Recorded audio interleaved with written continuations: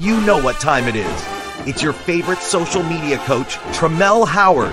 Coach Melle in the building with your favorite cool uncle, Uncle Flood, and they're going to take you inside the game. So sit down, relax, get your favorite beverage, and hang as they take you across the SWAC, especially in Southern University football and professional sports as they talk Monday Night Football here on Inside the Game. All right, let's get into it.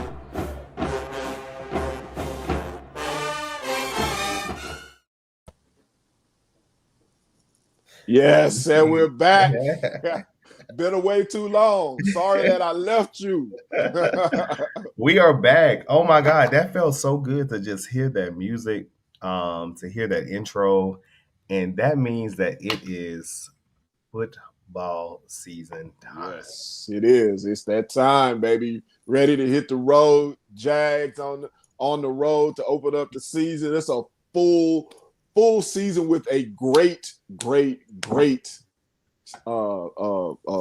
menu of teams that are coming in, man. A complete schedule. I'm looking forward to it. It's going to be a lot of fun and a lot of heated rivalries are coming into Mumford. Whew, man. Listen, I think we wait so long for football season to come, and then when it finally comes, it goes by so fast. But the anticipation of the first game is all. Since I was a child, I remember, like, you know, I feel like time was forever. Like, it took days, took forever, weeks long when you were a child. But now you have so much going on. Time moves so fast. Man, it's game week. How are you feeling about that? I'm good. I want to say hello to everybody out there. Welcome back to Inside the Game. I know we disappeared for a minute, but we back, y'all. And that's my man, Coach Melle, Tramel Howard. I'm Uncle Flood, Reggie Flood, and this is Inside the Game. Want to say shout out to our people in the background. We Grow People and Wiley and those people over there. So that's who gives us the magic of vision, of video, and sound. So we want to thank them. But yeah, man, it's good to be back. And it seems like it takes forever for it to get here. But then it's just such a short period of time. I mean, we're kicking the season off, and before we know it, it'll be December, January, the season will be over. Getting ready for a championship. But anyways, we'll talk about that. Hopefully. Throughout the show, man. There's so much to talk about with football. So let's take care of the regular business, and then we will have a whole almost the entire show dedicated to opening week with the Southern University football team and expectations. As always, drop your questions, thoughts, comments, and concerns in the chat. Like, share, subscribe to our YouTube channel. All of the things to keep us going as we think about this amazing season. Shout out to Mr. Moore from DFW tuning in to Inside the Game. Mr. Bowden from Dallas. Dallas is in the building. Dallas in the building. What's up, E-Boy? What's up? So the Capital High Red and Gold striped line. Mr. Ladders in the building. What's happening? Oh, Lord. Oh, my God. Can we not go there? I mean, straight into, you know, y'all know how it goes. We start off the show with our game balls for the week, and we will talk so much Southern football. But, who's your game balls going to this week? My game ball going to the same team, same people. Your game ball. It's our game ball. We are sharing it. Well, with that being said, HBCU beats the wannabe HBCU. I'm going to kick it off like that. Yes. The real Southern beats a school that calls themselves Southern somewhere else. Yes. So shout out to our soccer team. Our first game ball of the week is going none other than to the Lady Jags soccer team, who defeated the fake HBCU yesterday in Mumford Stadium 1-0. I mean, it's amazing to see. I got an opportunity to talk to Coach at Run the Bluff yesterday, and just he was excited about the season and to see them go out, beat an opponent like USM. It's exciting. The soccer team coming off of a championship. Looking forward to what they will accomplish in this upcoming season. Hate that I had to miss the game yesterday. It started storming at 4:00, and so the game got pushed back to 7, and so I wasn't able to make it. But shout out to the Jaguars. Shout out to the other players other teams for supporting soccer yesterday. There was Jaguar Athletic Orientation yesterday after the game, before the game. So shout out to all of the booster clubs who came out, fed the teams, and then the Lady Jags went out and took care of business. So shout out to the soccer team. more championships. Keep winning them. Keep them coming. We look forward to supporting you. If you haven't been to a soccer game, they're really fun. Even if you don't know what's going on, like I didn't know much that was going on, but I know when they make a goal. You know they yell goal. Yes, I didn't know if there was, I don't know how they determine offsides and they get all these cards and the time and keep running. I'm like, I don't know what's going on, but I know when we win. Yes. We did that yesterday against the fake HBCU. So shout out to the Lady Jags. Our second game ball of the week is going to, I would argue, high school legendary basketball coach in a very short stint of time, Brandon White, who made a post on Facebook. I think we might have that post to read and share with you guys about his time at Liberty High School.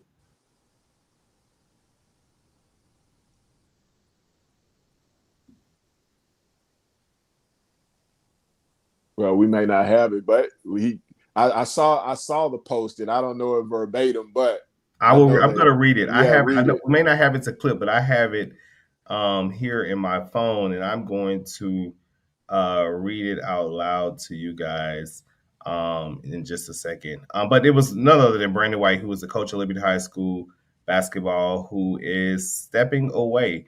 And the post read, in essence, it said, it's been an amazing long 9 years at Liberty High School. I have the post. I'm going to read it verbatim. After 9 incredible years at Liberty High School, I'm stepping down as head boys basketball coach. It's been an honor to help build this program into a state powerhouse while building boys into men and helping several players reach the collegiate level. Thank you to the players, coaches, parents, and community for your unwavering support. I am proud of what we've built together. With gratitude, Coach Brandon White. And I just wanted to give a game ball today to Coach B. White. What an amazing, legendary thing that they did with Liberty High School in such a short period of time, turning that boys basketball program around, bringing them state championships, producing D1 athletes. And there's just something to say about the talent that is here in Louisiana, that's affiliated with Southern University, and the things that collectively we can do.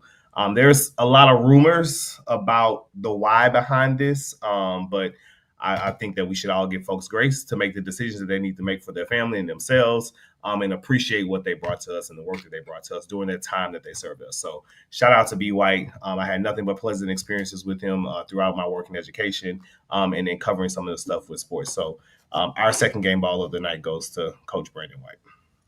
Any thoughts? No. I concur.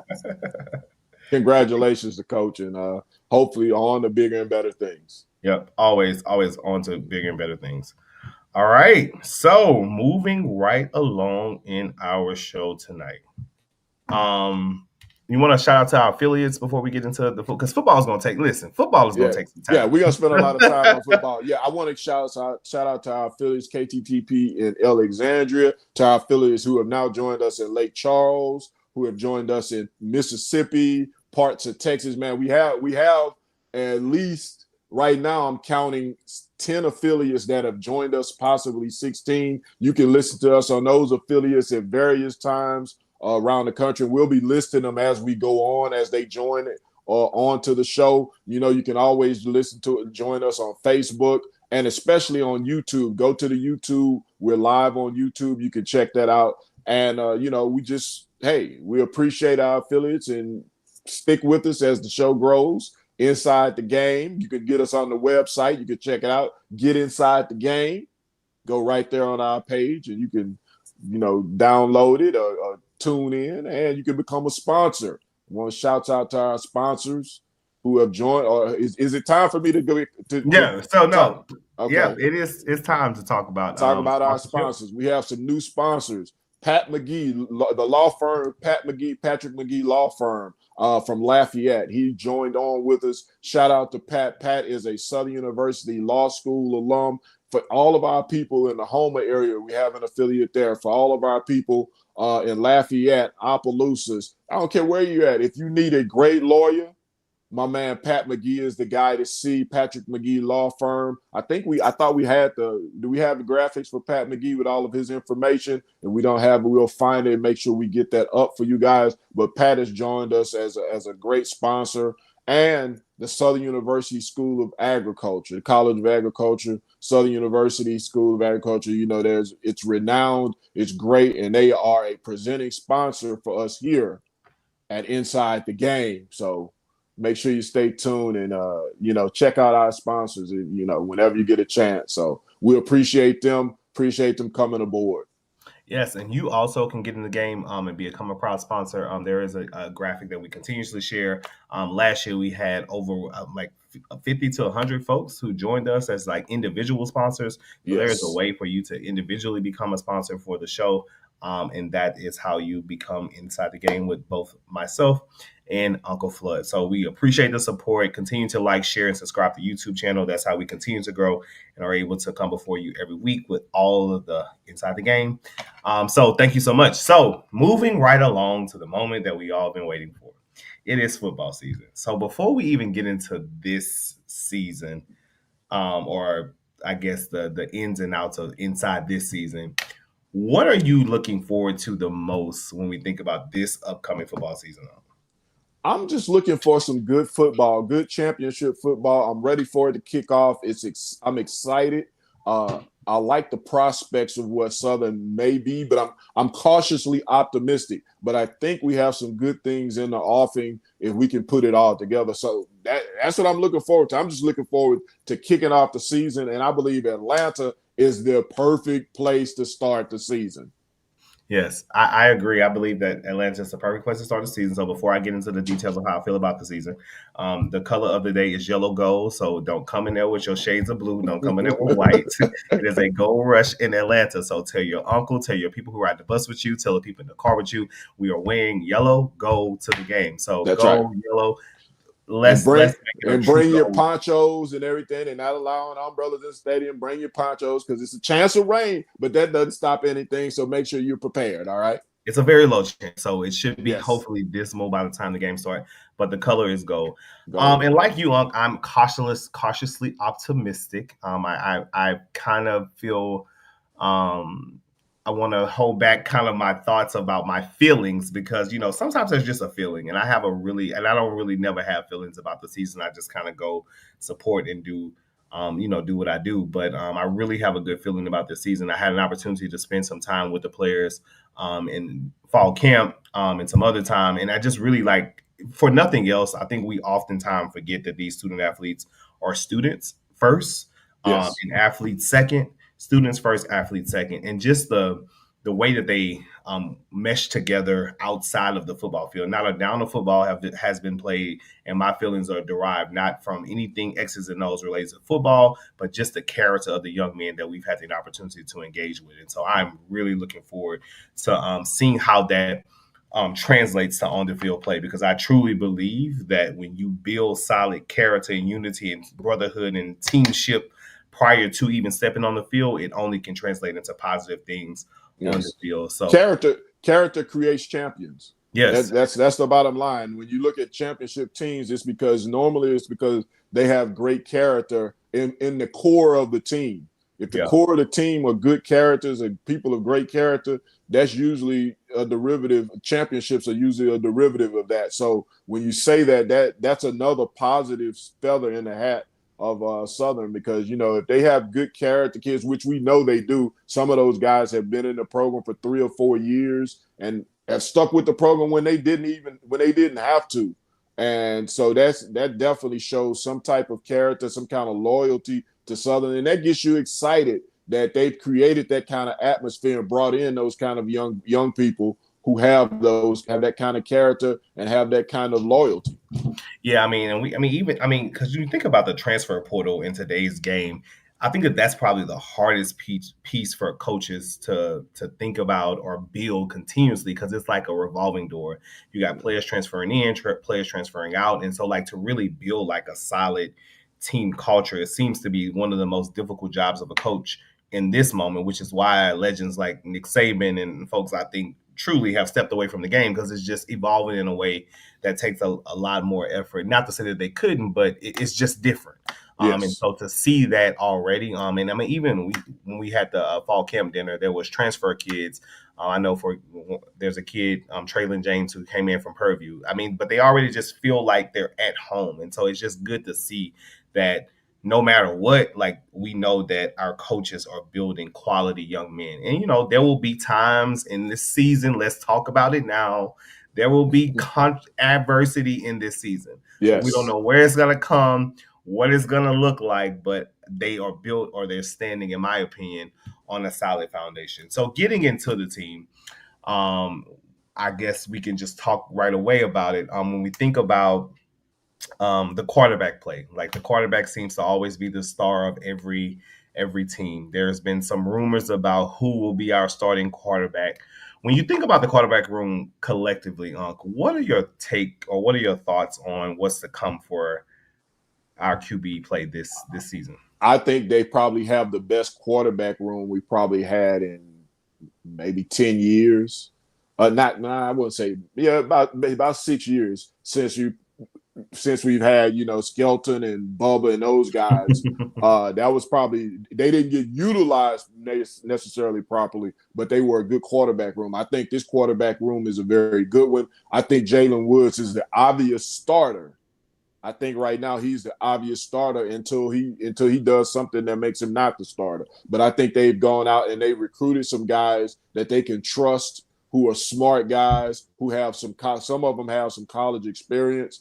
And so I think they're in good shape, but I think Woods is the obvious starter, and I think he is a good quarterback. I think Jalen Woods has the opportunity to go from a game manager to really being a playmaker. And I think that's going to be the next step for him. I think he has all the tools. You watch him work. You see him work on his body. You see him work on his skills and his technique and stuff. And so you watch that kid, and he's a smart kid. He makes good decisions. So you're just kind of waiting to see. Even if Jalen Woods just comes out and manages the game, I think that they'll be good. If Jalen Woods comes out and becomes a game changer and a playmaker, then, look out. It's going to be trouble. And we didn't get to see much of Jalen. Jalen shined in the Bayou Classic in ways, and then where everybody was anticipating his breakout game to be the SWAC championship, and just kind of dismally he got hurt. Yes. And so that's on. But I think my biggest what I'm excited about the most for the quarterback room is that Coach McNair is going to be coaching quarterbacks this season. Okay. Really looking forward to seeing what he can do in a more robust role. I think he was underutilized as a coach in previous ways. And so really looking forward to that. I've heard a lot about the starter. I too believe that it's Jalen's job to lose. But I've heard some positive things about Cameron McCoy, the transfer from Jackson State, and what he means for the team. And what he could mean for the team. So I think that's going to be interesting. What I hope that we collectively, and I'm talking to us now, fans, is that we don't create a situation like we did last year. Because I do believe that at some point in this season, we will see both Jalen and Cameron on the field. Mm-hmm. Where and how they utilize them to be determined. But I do believe that it is our responsibility. And you say this and it's like blowing smoke in the mirror, but I think it's our responsibility to not create internal quarterback controversy. We have done that over and over again, and I think that it's the players see and hear and read all the things that we say, and so you're going to see Cameron, you're going to see Jalen. So I hope that we collectively, do right by our players. Well, I'll say this: I can't put any of the quarterback controversies being created on the fans. That's on the coaching staff. That's on the coaching staff. I disagree, but go ahead. Tell us. No, because people see what they see, and I mean, when you talk about quarterback, let's get into it. The Skelton situation with Ladarius Skelton, mm-hmm. and that situation, it was what it was, and it was what it was because that's who Coach wanted to play. Now, once the problem really didn't start with Skelton until Coach Odoms left. And then there became it became a question about what was going on. I think that was a lack of discipline on the coaching staff. I thought that coaching staff did not have discipline. Once Coach Odoms left, that team was out of control. To me, any quarterback controversy in that situation was on the coaches. The next year we come in with Coach Dooley. If there is no fan that you can blame for that quarterback controversy, that's all on Coach Dooley. Last year, we went through all 3 quarterbacks played. To me, it wasn't a controversy. It wasn't a controversy. All 3 quarterbacks got a fair shot. Matter of fact, some would say more than a fair shot. The best quarterback that played for us last year was Jalen Woods. When he got his opportunity, he capitalized on his opportunity. And so to me, any quarterback controversy, the only true quarterback controversy to me was under Coach Dooley. And that was all Coach Dooley's fault. And Bubba. That was all Coach Dooley's fault. That was nobody else's but Coach Dooley's fault. So, the fans see what they see. They're going to always see what they see. And I don't care what league you play in, the backup is always going to be the fans' favorite guy.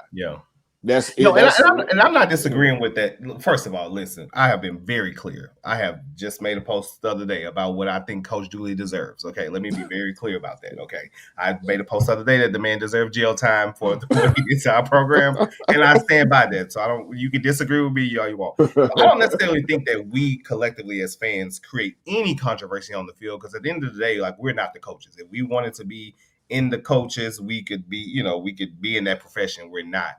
But what I'm saying is, when we start to create tensions around, locker room drama that then is built up from what we can control. Like, there is discipline, there is things, but sometimes I think it's egged on by the Monday morning quarterbacking in a way that's detrimental. We all have an opinion about what happens on the field, but in years past, I've seen how it becomes detrimental. So now you have parents, and it just creates a negative culture, and you can't avoid it. But I'm just saying that we do play more role than we sometimes think we do. Yeah, hey, stop listening to the damn fans. I mean, that's the bottom line. But I want to go back to this. Aside from that, you brought up the point of Coach Fred McNair taking over the quarterbacks.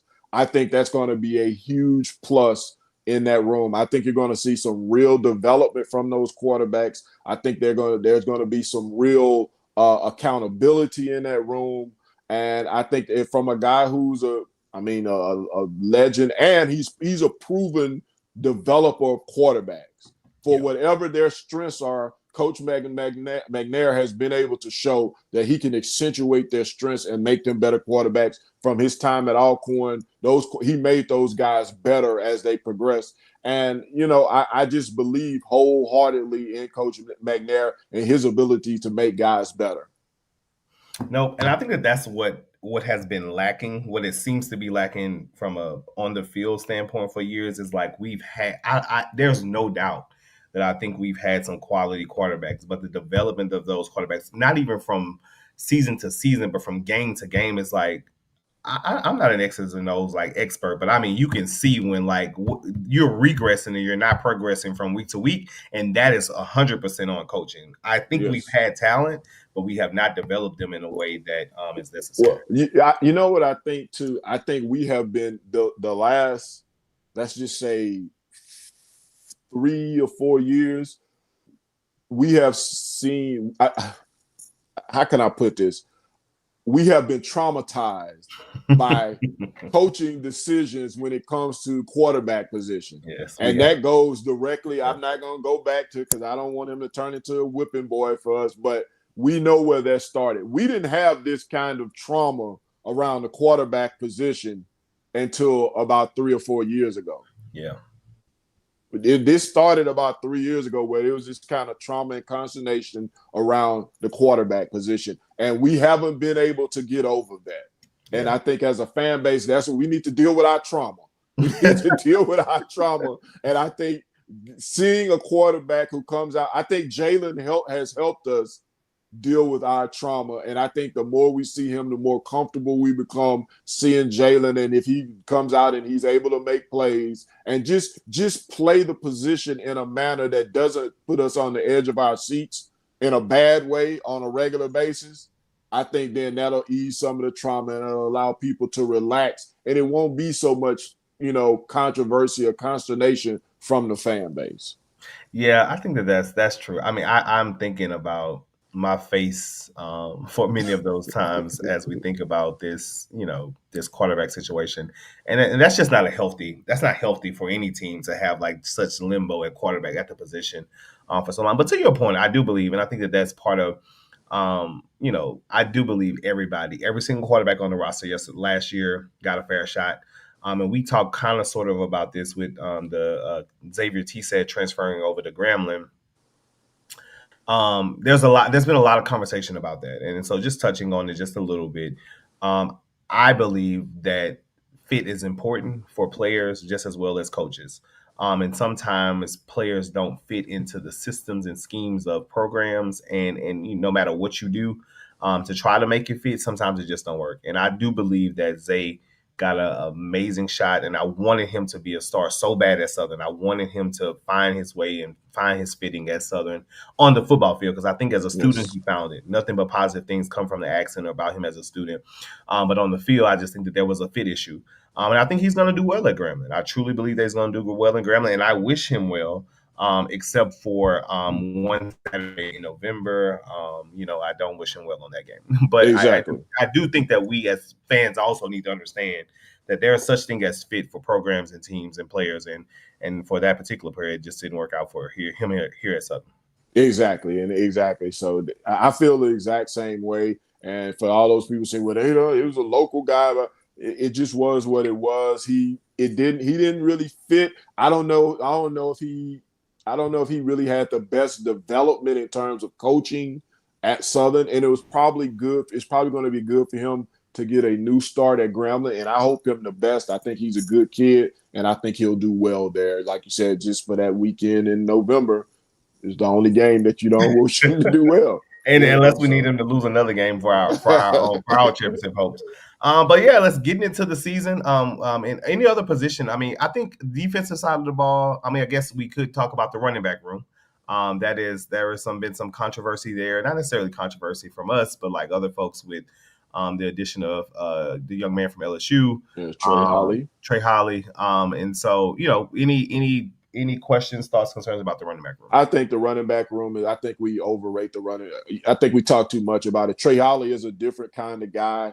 If they can get him on the field and get him the ball, I think he'll be a game changer. But at the end of the day, if it starts with the big guys. I listened to Coach Graves today at the press conference for the MEAC SWAC Challenge, he and Coach Oliver, and the first thing he said was it starts with the big guys. Starts with the people up front. Offensive line, defensive line. If you can run the ball, if you can control the line of scrimmage on offense, those guys play well, then the running back position will matter, and those guys will be able to put up numbers. I think they've done a really good job in going out and filling that running back room with a variety of backs. You have a home run hitter in Trey Holly. You have a big back, the young man who transferred from Jacksonville State. He's a big back, about 6'2", about 220 pounds, who can, get some tough yards. We have the young man Asbury from Southern Lab, who came in early, who was there in the spring.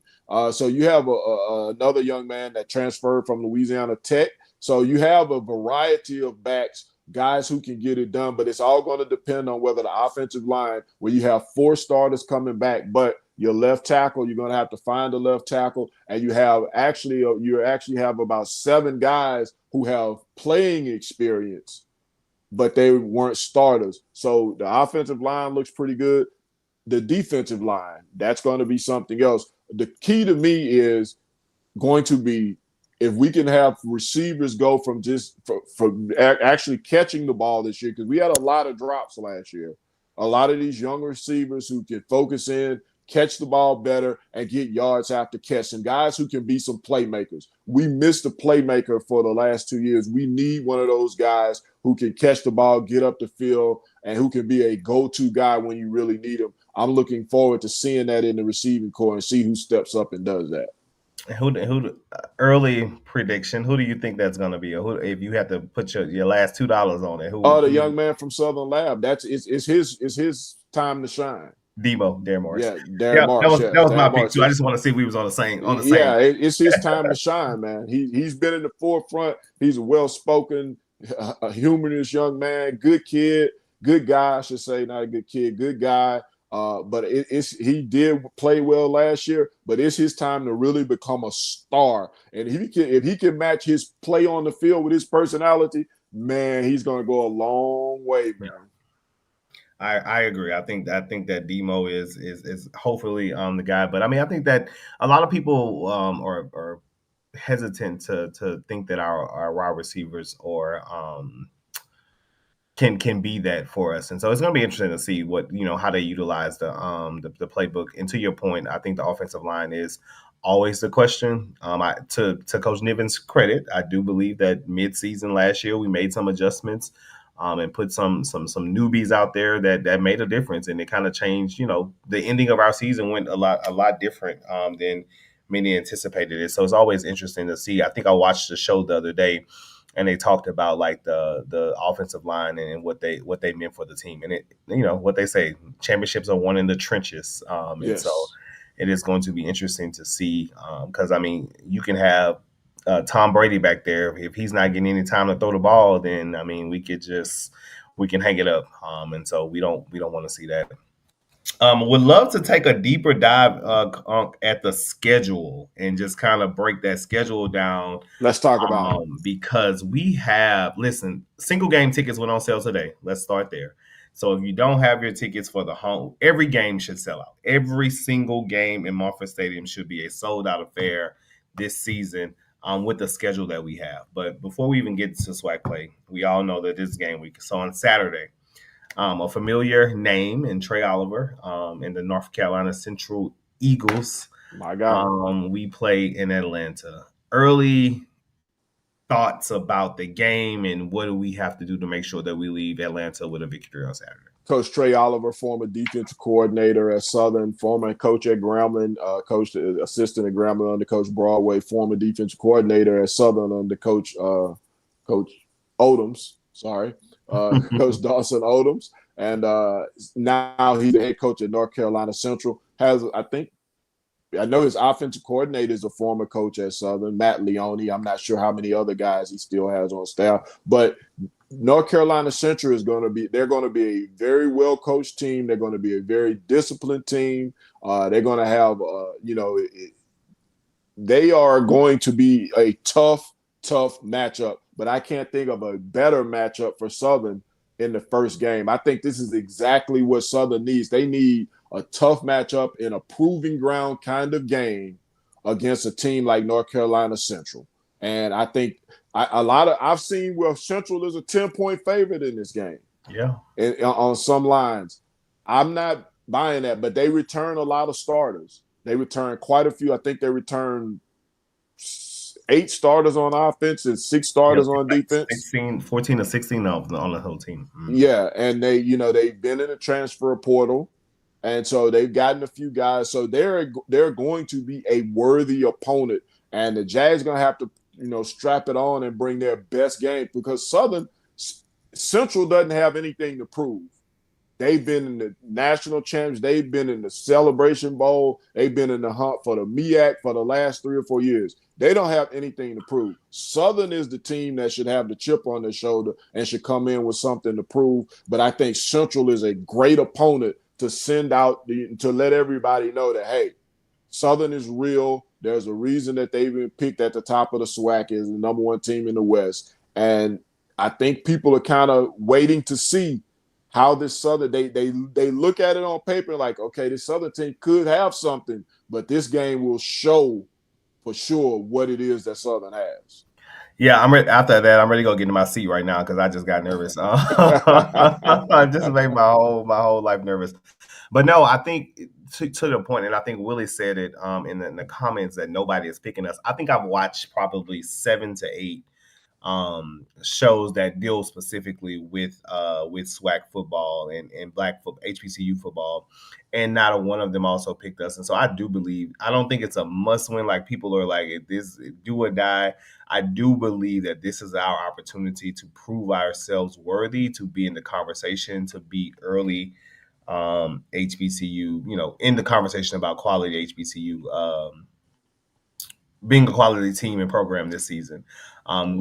People talk about being SWAC good and all of these different things. And so many people have NCCU being the early predictor to being the HBCU national champions. And so I think we have a opportunity, but it is not going to be easy. Yes. So I hope people are not expecting early season game. It is going to be a dogfight in Atlanta, especially if the weather, becomes this thing, which could be working out favor. But I mean, it is going to be a dogfight, and I will do predictions for this game at the end. But it is going to be a dogfight, and I don't want to hear your heart and your mind. They always in conflict with each other as we making predictions.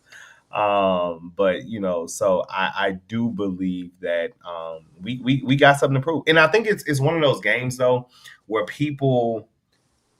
we can't get too high on our team or too low on our team. Exactly. So we go out there and we win on Saturday, which I am all hoping for.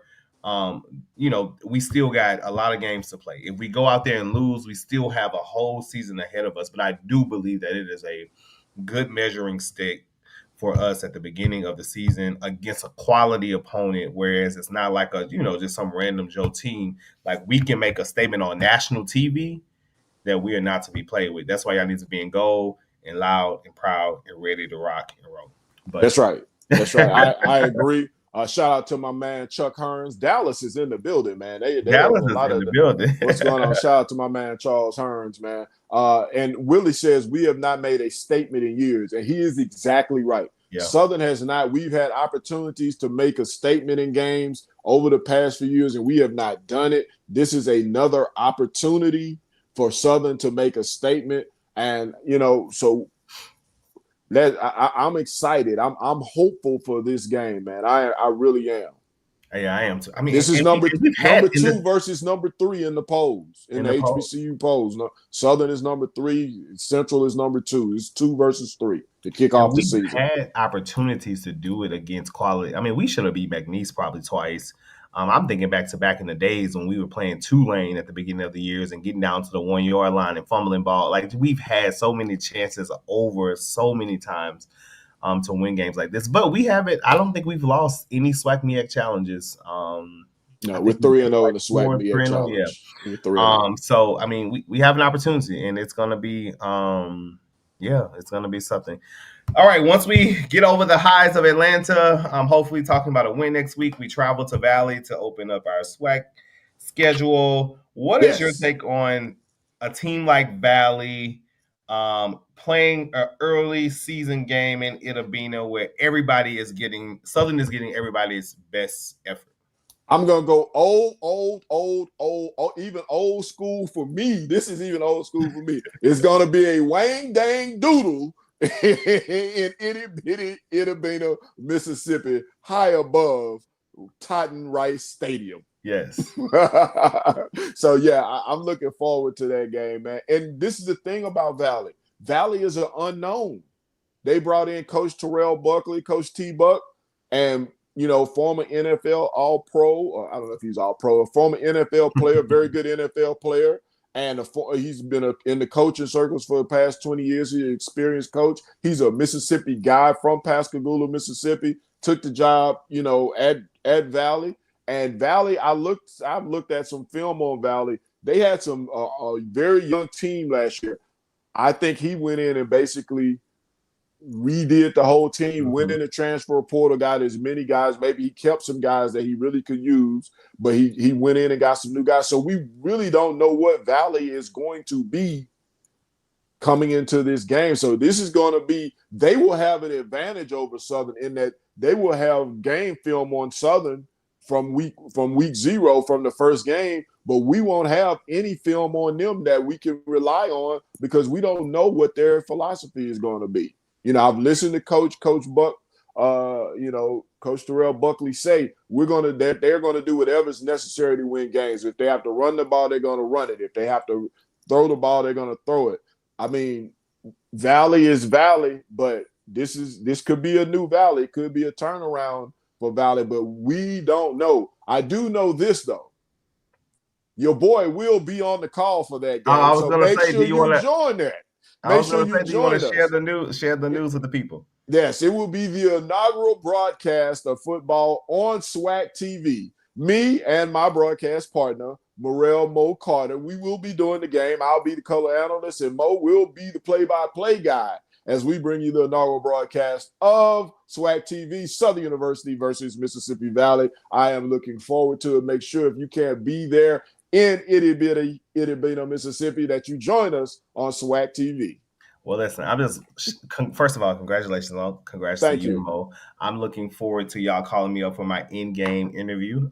So yeah, no doubt. People doubt. But no, if you're looking for a way to get to itty bitty, the Southern University Quarterback Club is sponsoring a bus trip to the game. It's $125. It's a turnaround trip. We will have a celebrity guest riding with us, and so we look forward to that game. Like I said, Valley is always an unknown, which is why we can't get too high or too low on ourselves post Atlanta, because we have to turn around and make a long trip to itty bitty in the middle of nowhere at 4:00 on a Saturday, and so it's going to be I think that's a very interesting early season away game for this particular team.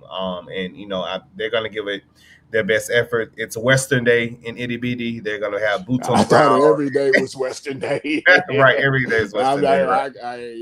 But they got a Western Day and a Western theme. So after we get through Atlanta and itty bitty, we have our home opener against Alabama State, who we owe. But kicking off the season in Mumford against Alabama State. What are your thoughts? Early thoughts? Another good game. Expect a defensive battle. Coach Eddie Robb is going to have his team ready to play. And, they have gotten over on Southern the last time we played them. A game that we probably should have won, but for various reasons that we will not mention, we didn't. But I think this is going to be a game, the Pete Richardson Classic, Southern coming home. Stadium should be packed. I think this is going to be a good game and another good matchup. There are no soft or easy games on this schedule this year, and we can see that by the first 3 games of the season. Yeah, home opener, get your tickets. We owe them. Came out there with the smoke and the chair stunt and did not perform on the field, so I'm looking forward to getting a revenge. Also, a huge band battle. The bands and the dancing teams, that's a whole situation with the marching hornets and the stingettes and the dolls and the jukebox, so that's also going to be a great showing for that game. So look forward to that home opener. After we finally do all of those things, we have a long journey on the 13th all the way to Fresno, California. What are your thoughts about that game and early? Have at it. Fresno. I'm not a big proponent of these games. I just hope we go out there, play well, don't have any injuries. The West Coast crowd gets to enjoy Southern University. I understand that the entire band is going now, because originally I don't think they were supposed to go, but the entire band is going. We can get into our controversial take on the band issues later, but yes. The band, so hopefully they go out there, they have a good time. We come back home injury free. If we can steal a victory, great. I don't have expectations of doing that. Fresno is a long way to go, so it'll be what it is. Yeah.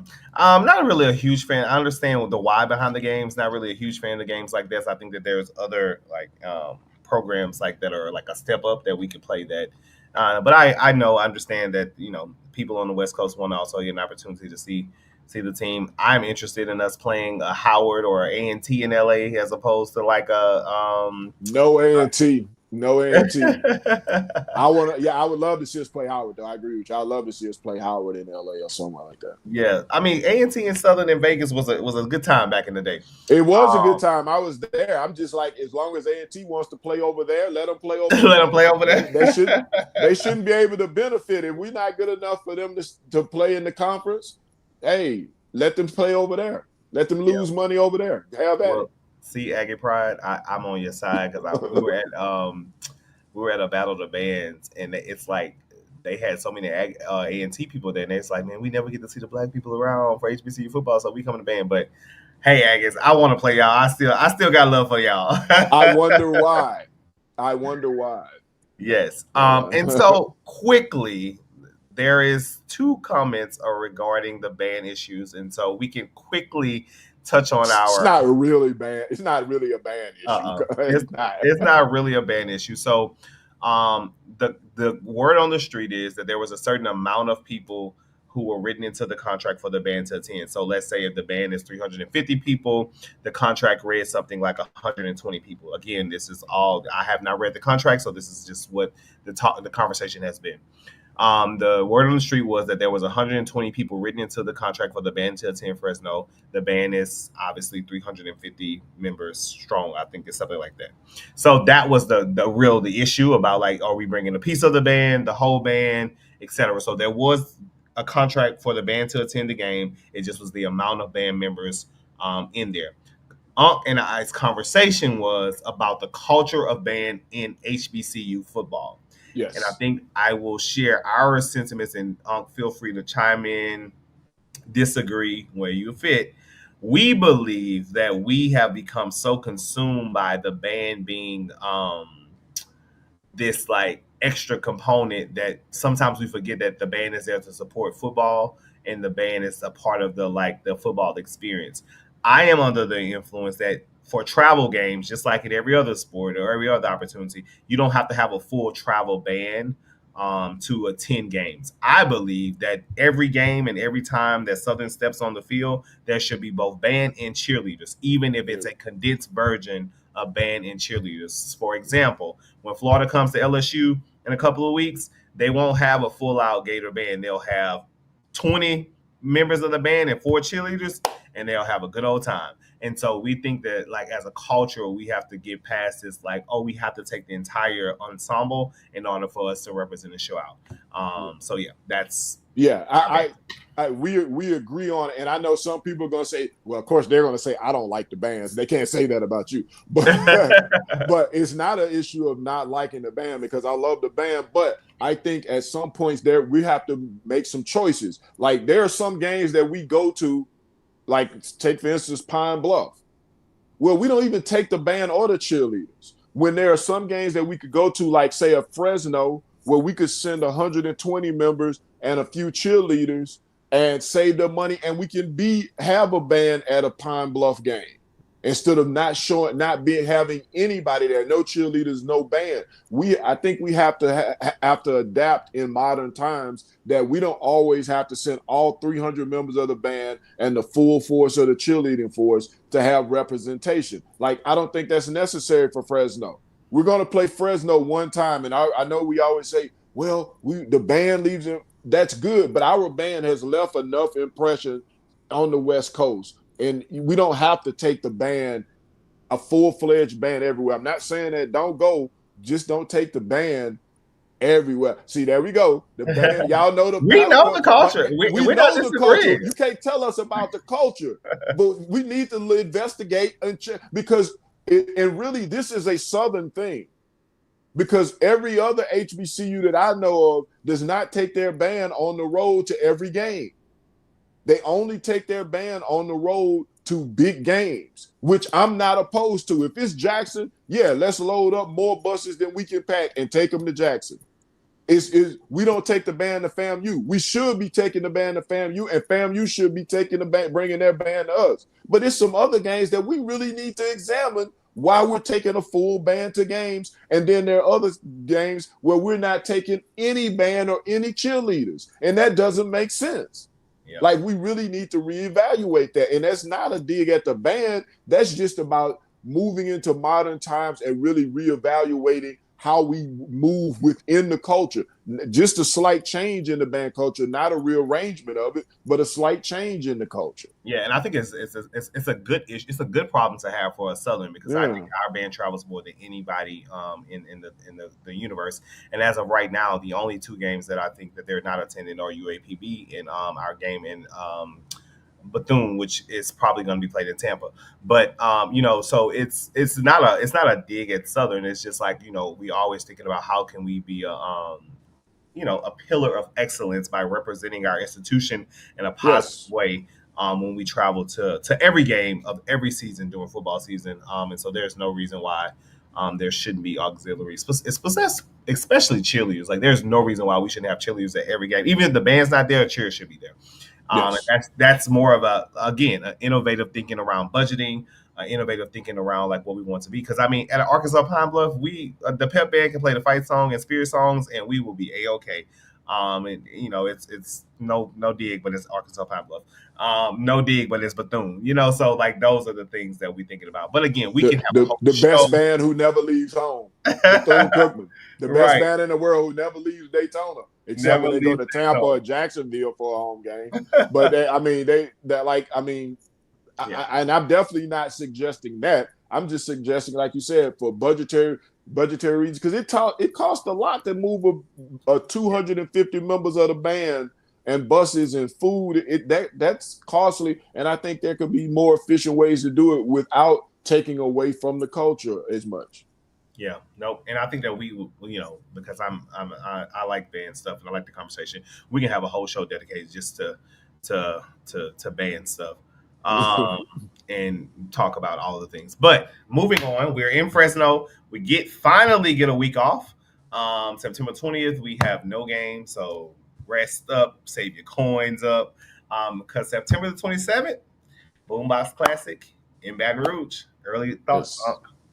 Hey, it is what it is. I don't think we even need to talk about that, but I think I think that Southern, those first 4 games before they get a break in the season, I think those games, if Southern is in a good position after those games, hey, look out, because we play Valley, but this will be another tough test, but the first real in-conference test in the SWAC going up against Jackson State in Mumford Stadium. Yes. Needed. That game always is going to be a big game, regardless of what happens. But that could be one of the bigger boom boxes. I think it's going to be good. It's going to be good. So there's not much to say about boombox because it is boombox. October 4th, I believe that we are off on the 4th, following Jackson, or do we have another game? Yep, we're off. We're off. Okay. Yeah, I think we're off the 20th, 27th. Who do we play on the 4th? I feel like we don't. We don't have 3 open dates. That would give us 3 open dates. We do? Yeah, because the 11th. I don't have a schedule in front of me. The 11th we go. I remembered it by heart, which is not in my work schedule. But the 11th we are in Tampa, Bethune-Cookman. 18th we have homecoming, Purview. 25th we have FAMU. November 1st we in Pine Bluff. The 8th we have Alcorn. 15th TSU.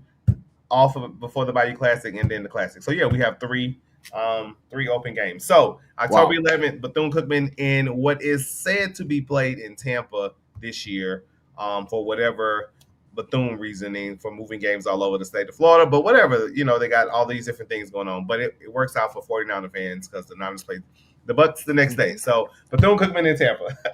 Yes, Bethune-Cookman, wherever it is. Hopefully it'll be in Tampa. It's easy to get to Tampa. And it's a great city for those of you who have never visited there.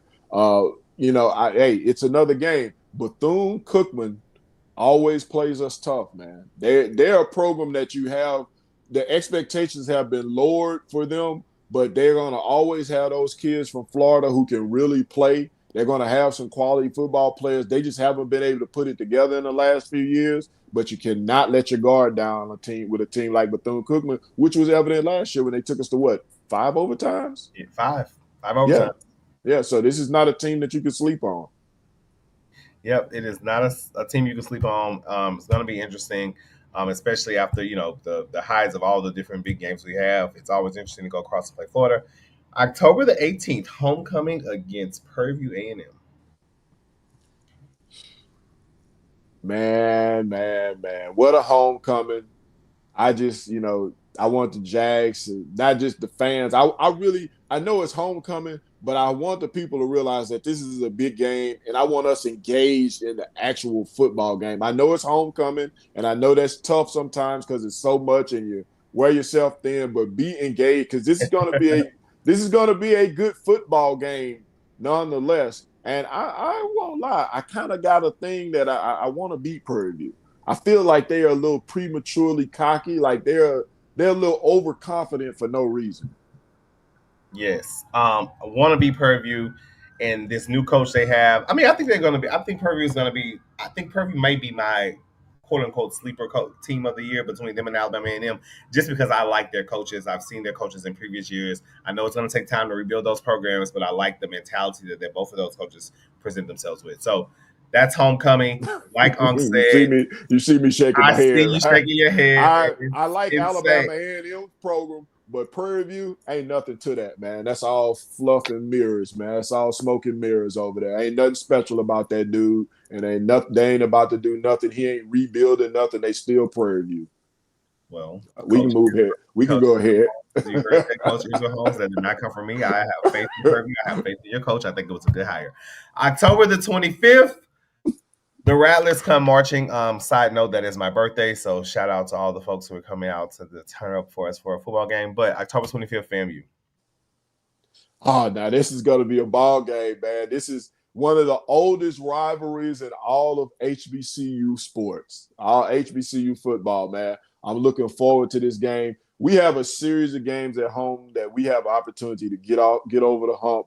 FAMU is one of those games, man, and that game, people don't realize, I think FAMU and Southern played for 57 straight years until it was 50-something straight years, the longest running rivalry in HBCU football for a long time, until Coach Joe and Coach Rich had their falling out and they broke it off. We put it back together. I think it kind of lost some of its steam in terms of the rivalry, but it seems to be building back up. Southern needs to get a win this year in this game, especially in A.W. Mumford Stadium.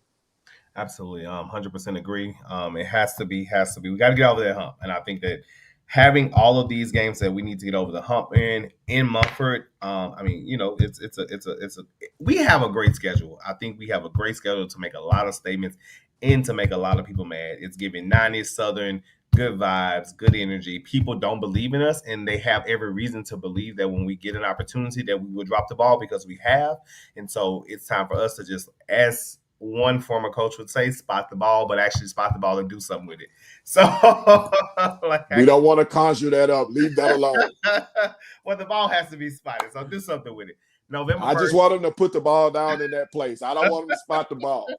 Just put it down where the man stopped. Let's move to the next play. We want to keep our. We don't want to do nothing with. I don't want to have none of that around our program. I agree. But it was good, and we had something to back it up with. November the 1st, we are headed to UAPB, Arkansas Pine Bluff. Any thoughts on UAPB? It's UAPB, man. You gotta watch for a trap game. Don't let them catch you slipping. You're going up to Pine Bluff. It's going to probably be a sparse crowd. I don't know if I don't think the band is going. I know traditionally we don't take the cheerleaders, so we just have to go up there and just try to go up there and get a victory. Don't let them fool you. Don't let them trip you up, and get a victory and get out of there. Yes, I'll be there with my bullhorn. November 8th, we will return to the reservation, which is listen, let me just say, the reservation is my favorite place to go. Favorite tailgate. I love the atmosphere. I know people talk about it small. I absolutely love going to Alcorn. It is my favorite place to be. You heard it here first. I'm saying it. Yes, I like it over Jackson State. Yes, I like it over some of these other places. I love Alcorn. This is the only good thing you'll hear me say about them this year. November 8th, Alcorn. Yes, another one. We got to go in there. It's a game. We have to go in. They traditionally have played us hard. Traditionally, they have beaten us. The last couple of years, we've been able to get a couple of victories, but they have been tough on Southern. So this is an opportunity for us to go to the reservation and hopefully get a win. This is my only issue with Alcorn. You mentioned the tailgating. Like, I hear these people say, who has the best tailgate? And they say Alcorn. Well, it's only the best tailgate when they're playing us. When people go there another week and watch their tailgate, it's not like that unless they're playing us. And they take all the credit without giving us any credit. We bring the party to Alcorn. I love this place. I love it because it's open space. They're very accommodating and all of that good stuff. But part of their great tailgate is because when they play Southern, those are usually the pictures that you see. That if they play Jackson State at home, there's when it's a home and home. But most of the time, it's at Southern, and it always makes for good tailgating when you have open spaces and plenty of room to roam. Yeah. Well, the people have to have the home. We have the food, so they have the home. I love the home that they have and that we can bring our food to. But no, I think that's November game is going to be cold out there in those backwoods. I mean, I just love it. I hope, it's going to be great. Hopefully we win. That's another thing. November 15th, Texas Southern comes to Mumford. Texas Southern is going to be a much improved team, believe me. And they played us tough last year. I mean, we did everything, man. We had the rabbit's foot. We had our fingers crossed. We had the gree. We had a little bit of everything to help us get out of Texas Southern with a victory. So, we got to be on our P's and Q's because they're going to be a better team and they could come in. Like I said, there's no easy game on this schedule. Texas Southern is going to be another tough opponent. Yeah, I don't know. I still to this day don't know how we won that game, or I don't know how we won the Purview game, but we did because that Texas Southern game was just crazy. Yes. And last, certainly not least, Bayou Classic, Grambling. Hey, Grambling's going to be much improved. I'm picking Grambling over Purview in the Classic in Dallas. So Grambling's going to be improved. They're going to be a good team. We're going to have to – it's Bayou Classic. You don't have to sell that. It is what it is. Just have to come and play. Show up and play. All right. So I have two final questions for you, Unc. Then we're going to do a band clip, and then we're going to be out of here in our first show of the new season. First question, over under 8 wins. Over. All right. I'll take the over on that. I got a feeling. Over on 8 wins.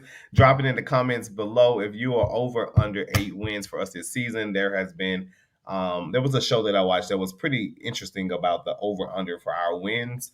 But yeah, over. I'm going over 2. I think we're gonna get over the hump of 8 wins in the regular season, and it's gonna be a great year. So before we go, let's do the dog clip, and then I'll have a commentary, then we'll do a predictions for Saturday, and then we'll be out of here. Okay, let's do that.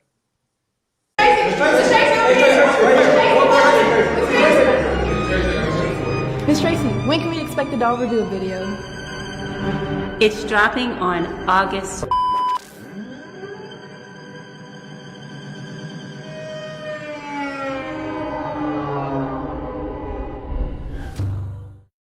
So I follow all of the band and doll and dancer controversies, and there has been so much controversy over this video today. But I don't understand why people don't know that the dolls will be the dolls, and they will do what they want to do on their time. So, as Tracy told you, it's coming soon. And if it doesn't come soon, the first game is Saturday, so you will get to see the full ensemble of the Southern University Band and Dancing Dolls on Saturday at 7:30. If you're not in Atlanta, it's going to be on national TV, ABC, not no app, not a stream. It's going to be on national TV, so you can sit down, your popcorn, and you will see the fabulous Dancing Dolls. Yes. The blog posts and the thesis statements about the dolls in this video has been insane today. So just wanted to drop that in there as I don't understand what the problem is. That you'll find out when you find out. I mean, maybe it's the older gentleman in me that's saying that, but you'll find out when you find out. I don't understand what the problem is, and why does it take for you to type 500 words on Facebook to talk about the problem? So, I mean, back in the day, there was no social media, so you literally did not see them until the first game. But now in this age of what we're talking about, like social media and the reveals and all that, like this is a big thing in the band community. There's whole Facebook groups dedicated to it. So the dolls are coming, the dolls are coming, the dolls are coming. Finally, we are here at the moment that I've been waiting for all summer long. Our first prediction of the season. Southern University versus North Carolina Central University in Atlanta, Georgia, in Georgia Park Stadium, 7:30 p.m. national TV. Go Rush from the Jaguar Nation. First game of the season. What can we expect, and what is your prediction? Southern. I'm not going with the heart and the head. I'm rolling with the Jags. Hey, I got a feeling that this team is ready. The national TV to make a statement. I'm rolling with my Jags. I think they come out and I think they surprise some people offensively. I think if we can get North Carolina Central behind the 8 ball and make them play from behind, I think that we have a great chance of winning that game.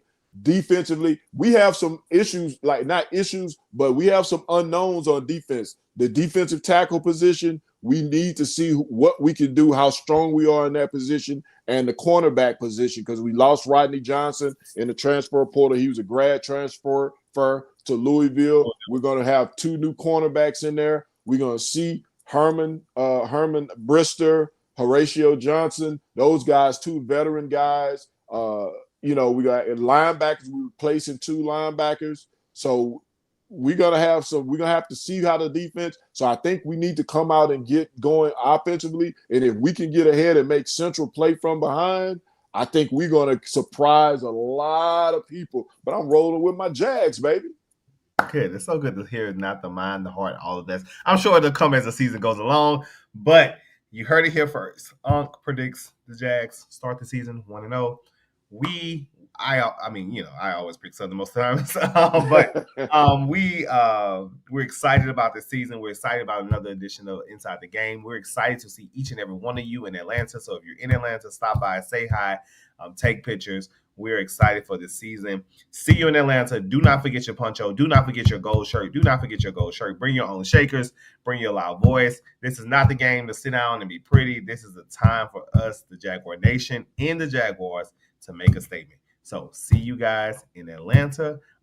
Take us out of here. If the man upstairs says the same, we'll be back at the same time in the same place, because as always, we're going to take you inside the game. Go Jags.